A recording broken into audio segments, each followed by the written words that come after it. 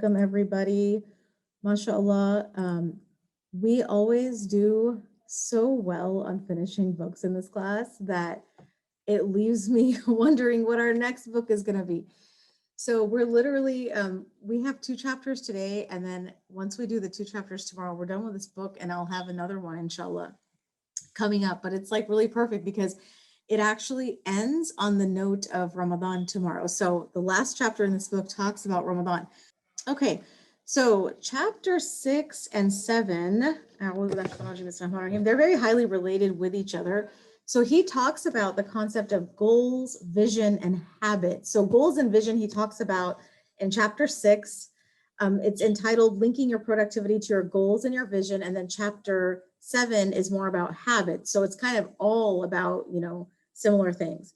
And so what he talks about here is we as Muslims, we already know that worshiping Allah is like a purpose that we all have. But he actually asks us to kind of hone in on our personal, purpose, because each person's purpose is going to be a little bit more specific even than that. So one of the Kahoot questions today, and welcome everybody, welcome. Yes. So one of the Kahoot questions today is I'm going to say, worshiping Allah is an example of what? And that example would be purpose, because here we have some keywords that he talks about. He talks about purpose, vision, roles, values, and goals. Okay. So these are all different like words that he talks about today. But what he lays the foundation is that our purpose, our common purpose, like everybody here in this Zoom call, for example, everybody right here, we all have one similar purpose, which is to worship Allah. Now, what we can do is actually look at a little bit more about each of us to figure out what our personal, more personalized purpose would be, okay? And so in order to do that, we look at some other factors. He brings up our vision, okay? And so a vision would be like your idea of the future, right? Your vision for yourself. So for one person, their vision might be that they, really excel in their academics, they go to college, they do this. Another person, the vision might be, they really develop a certain talent. Another person, the vision might be they develop something in their family, like their family industry or whatever. People have different visions, and that's totally fine. Their vision for themselves might be a little bit unique. It should be unique from one person to the other, as long as it's all under your purpose, right? So your purpose, as long as it doesn't contradict with your purpose, having a vision, it's going to be more, more personalized. Then he goes on to the concept of roles, okay? ROLES. So a role is what role you play is like your personal position in this world. So it could be as a father, a mother, a son, a daughter, a Muslim, an employee, a volunteer, a citizen, right? These are examples of roles. And there's a Kahoot question where I ask you these things and I say, these are examples of what? And the answer would be roles, right? So you might have more than one role. You might be a daughter and a student, or a son and a brother, or you might be an employee and a volunteer. You can have more than one role, but the role that you have plays a part in your vision and in your purpose. And it's also then going to contribute to your goals, okay? Another keyword he actually brings up in page 196, number 4, is values. So what are values? We as Muslims have Islamic values, right? One second. Okay. So values are, so as a Muslim, we all have Islamic values, right? So values, some examples of values would be honesty, generosity, justice, right? These are all examples of values. And so our value, so ultimately to be in our best self, okay, all of these things have to align with each other. All of these things. So your purpose, your vision, your roles, your values, and your goals, these all have to be consistent with each other for you to really flourish. Because if they contradict with each other, if they're not consistent with each other, you're not going to flourish. You're going to be confused. You're going to, not make progress. Okay. Values are something that that are like an ideal, right? It's like a concept, like, as I mentioned, honesty, generosity, and justice, right? However, that's not the same thing as a goal. A goal is a measurable, actionable item, right? So if I value, let's say, Islam and knowledge, if I value, for example, I might love the Quran, but the goal would be perhaps to read the Quran or to memorize the Quran or to understand the meaning of the Quran. These can actually be actionable items that you can measure. And so after he talks about values, he goes on to this concept of goals on page 197. And so our goals would be, and we've heard of this concept, like having SMART goals, right? Like having goals that are not just, like I want to have a good Ramadan, but to actually have specific, like measurable goals, right? And so this is something that we want to do.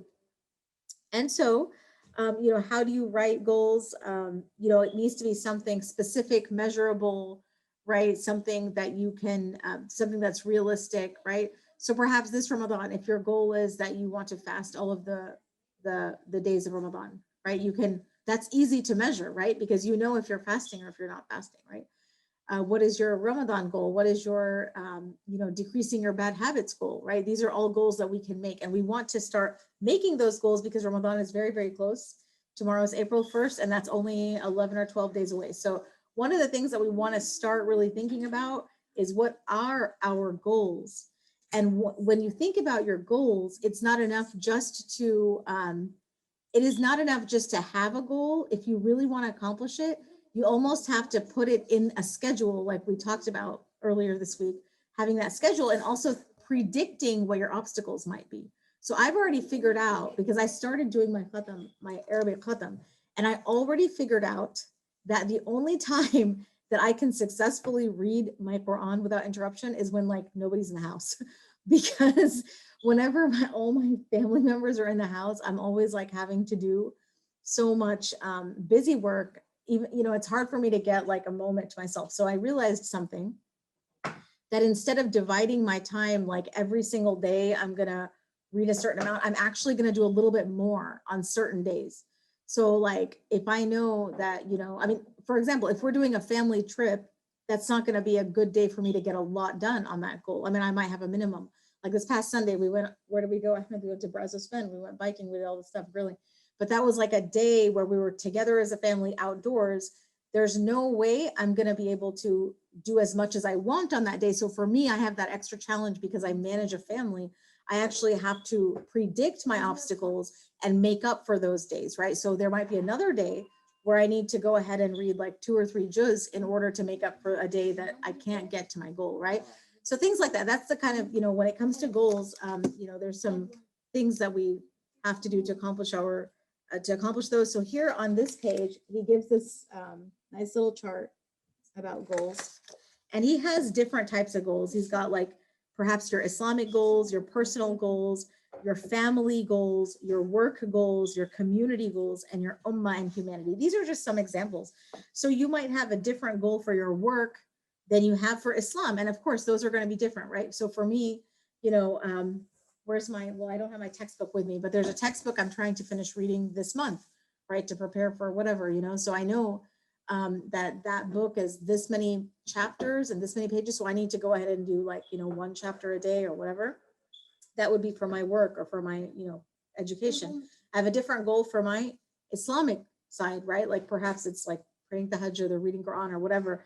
For my family, I may have a different goal, right? So today I added in, I want to have like a certain kind of snack ready for the kids after school. So that's maybe a goal for me, right? So then, acting on that would be something that I do for the community, right? So I noticed that, for example, for the community, there's certain things I want to do, but I don't want to do too much either. So there's other things I don't want to do. So I have to have really specific goals that for example, this Ramadan, I'm going to work on this, and that's it. I'm not going to be working on other things for the community, right?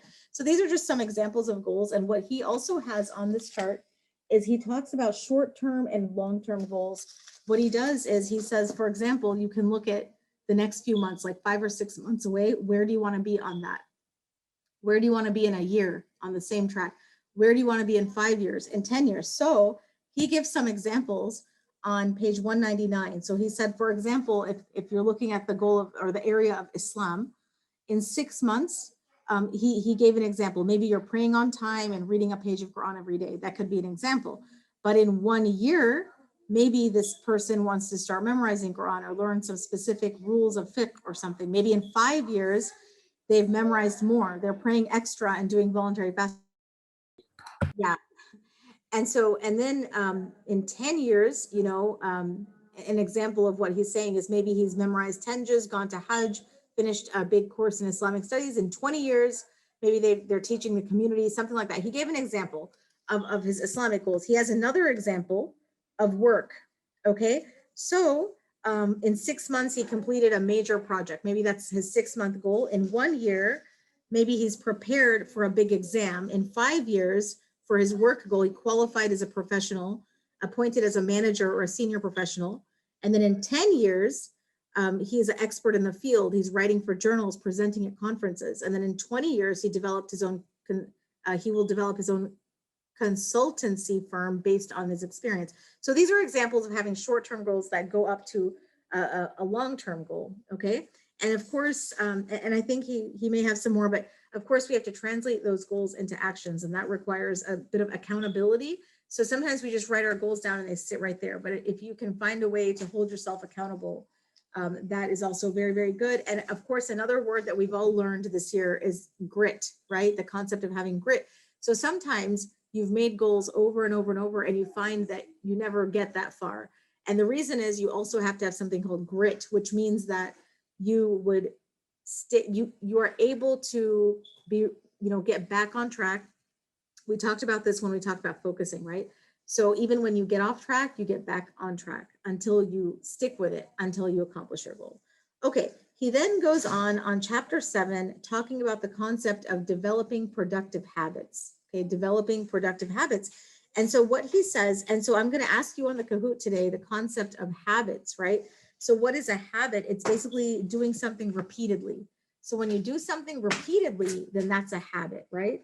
And so here, and also with habits, it's something that you almost do automatically, like you don't even think about it too much, right? And so that's why habits are so important, because it really makes up so much of our, it really determines if we're going to accomplish our goals or not, right? So he talks about some interesting points. He has this concept of like this 3-part cycle: trigger, routine, reward. Trigger, routine, reward. I can show you this little picture that he has, right? Trigger, routine, reward. That's one way to think about it, right? And so, when he's talking about, this loop, a trigger might be an external, anything that's external, an alarm clock, a day of the week, an emotion, a state of mind. So he's saying that in order to, observe a habit, right? It could start with a trigger and then a routine. A routine is a specific action you'll take or avoid in case of stopping a habit as soon as you hit the trigger. So you have a trigger, and then the action would be the routine, right? And then the reward is the third part of the cycle, which can be intrinsic or extrinsic. So an intrinsic reward might be just having a good feeling, having a high self-esteem, a feeling of accomplishment.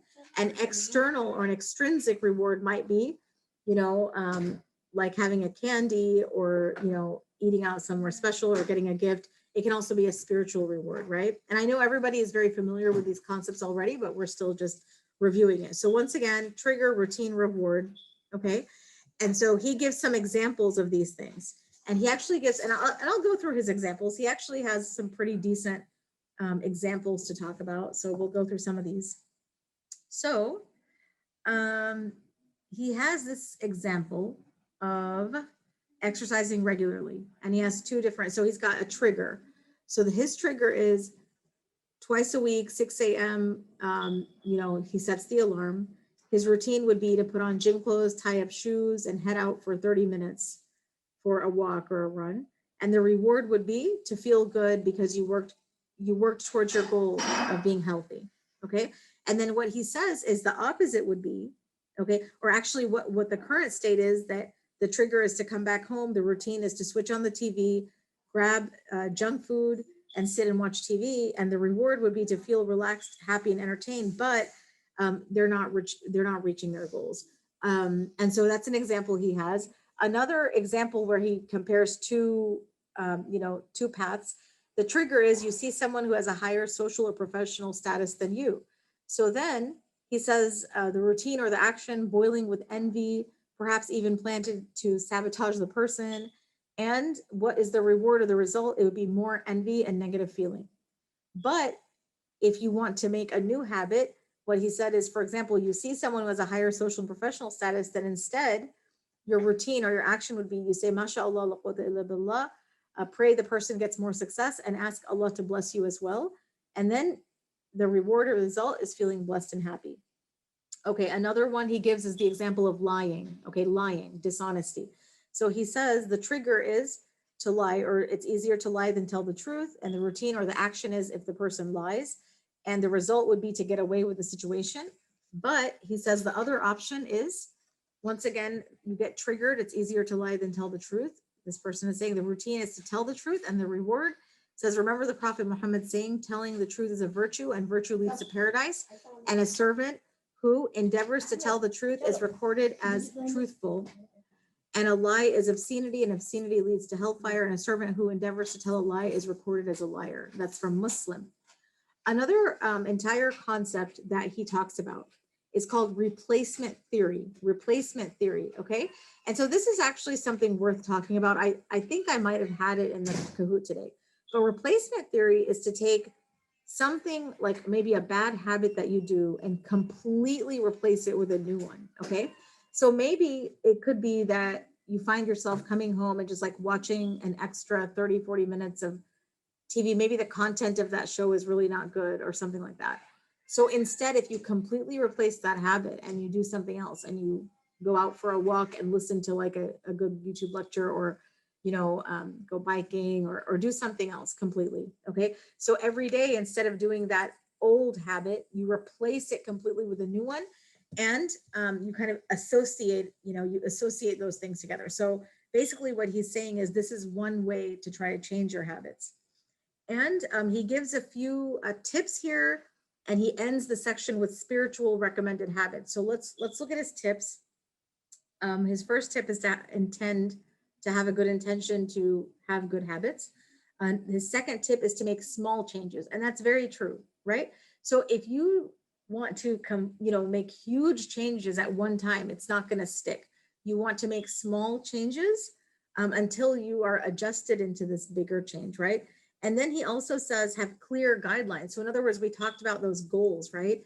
And so if you make those goals actionable, right, then that makes it more clear, right? So for example, if you're trying to eat healthy, instead of just saying, okay, I'm gonna eat healthy, instead you say, okay, well, here is my water for the day. Here is my, here is what I'm planning to eat. Here's what I'm, and when I'm craving something, I'm gonna have a healthy option, right? So having something very specific is what he talks about, having clear guidelines. Then he also mentions having a public pledge could help you. Public means you find somebody that you trust. What he's saying is to tell somebody that you love and respect of your new goals, okay, and report back to them regularly. So it doesn't mean that you have to go and tell like everybody in the public, right? Because then you might be setting yourself up for, because if you don't meet your own expectation, then you might get embarrassed, right? Instead, just find the people that you trust who are really sincerely well wishers for you, and kind of share that with them and say, hey, this is my goal. I want to finish this little thing that I'm doing or whatever, I'm going to check in with you and make sure I do it or whatever. And that, they'll probably encourage you, and they'll probably like be like a strong person for you. And then he finally says, make dua. That's another tip that he says. And that's very true, right? So we can always, and we should always get Allah's help. Finally, the way he ends this whole section is talking about Islamic habits, the recommended spiritual habits that we should do. And so let's take a look at that 7 daily spiritual habits to develop. So number 1, he talks about praying sunnah. Okay, praying sunnah is a recommended habit. Number 2, remembrance of Allah after salah. This is a recommended habit. Number 3, the morning and evening supplications. Number 4 is the night prayer. Number 5 is the duha prayer. Number 6 is supplications before you sleep. And number 7 is recite 30 minutes of Quran every day. And one thing about the Quran is it is very nice if you can read it all at once, but if you can't read all of it at one time, don't just give up. Maybe that you have a 10-minute time in the morning that you can give, right? Because sometimes mornings get very busy and you can do 10 minutes. And then later in the day, you can do 15. And then another time you can do 5 minutes, And so there's ways that you can be creative to try to achieve your goals. So that's basically what he has to say. and chapters 6 and 7. Let us, before we do the Kahoot, I do see a hand raised. So Khadija, is there something you wanted to share with the class? It's not really something I want to share, but it's just you always say he and he. Yes. Muhammad Faris, the author of the book. He, okay. talking about it, yes. So basically, we've been going through this book, and the author of the book, Muhammad Faris, I'm trying to summarize and kind of give you what he has in the book in a short version, so that way, you have it. So the author of the book is Muhammad Faris, and he has written this book called The Productive Muslim. There's many versions of the same concept, but it's just about trying to be your best self, and it kind of helps us lead up to our concept of Ramadan coming up. He actually ends the book. Tomorrow we're going to look at the last 2 chapters. So tomorrow's, let's take a peek. It says Ramadan and productivity. So chapter 8, which is tomorrow, it's Ramadan and productivity. And then chapter 9 is productivity after death. So inshallah, tomorrow we're going to do chapter 8 and 9.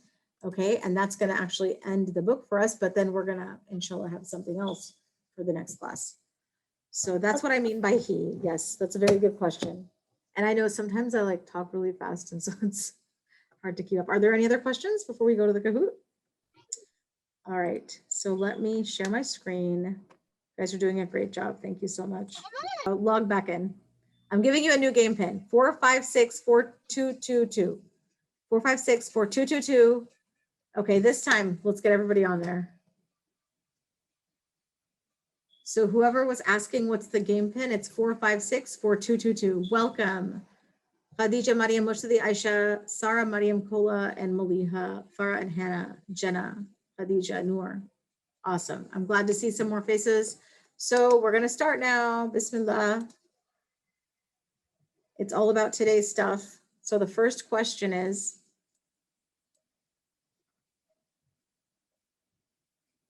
number 1, to worship Allah is part of our what? Questions, purpose, dream, or recreation? To worship Allah is part of our what? We talked about this at the beginning. The correct answer is purpose. Exactly. Perfect. MashaAllah. Maliha, Kola, Mujtadi, Jannah, and Maryam. Number 2, mother, father, son, daughter, employee, volunteer are examples of what? Employment, visions, roles, or games. We talked about this today. You could have more than one, but these are examples of what? The correct answer is roles. Yes, exactly. Good job, good job, good job, mashallah. Number 3, honesty, generosity, and justice are examples of what? Purpose, values, vision, or goals. Honesty, generosity, and justice are examples of what? We talked about it today. Yes, values. These are values that we have as Muslims. Maliha, Jenna, Kola, Mariam, Sarah, everyone's doing good, mashallah. Number 4, reading a khatam of Quran is an example of what? Goal, vision, habit, or role. Reading a khatam of Quran is an example of what? Yes, that's a goal that you might have. It's a measurable, attainable action. Very good. Number 5, true or false, it is good to think about both short-term and long-term goals. What did we learn today? Those are some fast answers I'm hearing. And the correct answer is true. Everybody got it right. MashaAllah, 14 of you. So proud of you guys. Number 6, one effective way to improve your habits is through what? Not thinking about them, replacement theory, telling everyone to vent about them, or none of these. So we're talking about what he recommended today. One effective way is replacement theory. Okay, that's something that we just talked about, which means you would take a bad habit and you replace it. So instead of maybe just sitting and watching a show, instead maybe you go out for a walk and listen to something, right? We talked about that. 6 out of 6 went to Jenna. 6 out of 6 went to Kola. 6 out of 6 also went to Maliha. MashaAllah. I'm so proud of all of you guys. Mariam and Sarah as well did amazing. In fact, let's see, we had a great group of players today, mashallah. 15 of you. Maliha, Kola, Jenna, Mariam, Sarah, Mushtati, Mariam, Mayar, Khadija, and Khadija. And I think there's even more.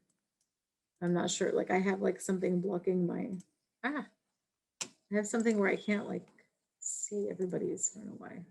Oh, here it is. Okay, sorry. There we go. And then we had, yeah, so Maryam, Mayar, Khadija, Sama, Rawan, Noor, Farah, and Hannah, and Aisha. MashaAllah, may Allah reward all of you and your parents, and may Allah grant you success and accept all of your good deeds and bless you, inshallah, for being here. Subhanak Allahumma wa bihamdik, ashadu an la ilaha illa anta astaghfiruka wa atubu ilayk wal asr innal insana lafi khusr illa alladhina amanu wa amilu salihat wa tawasaw bil haqqi wa tawasaw bis sabr. And inshallah, we look forward to finishing up this book tomorrow. And we'll see you then. Assalamu alaikum.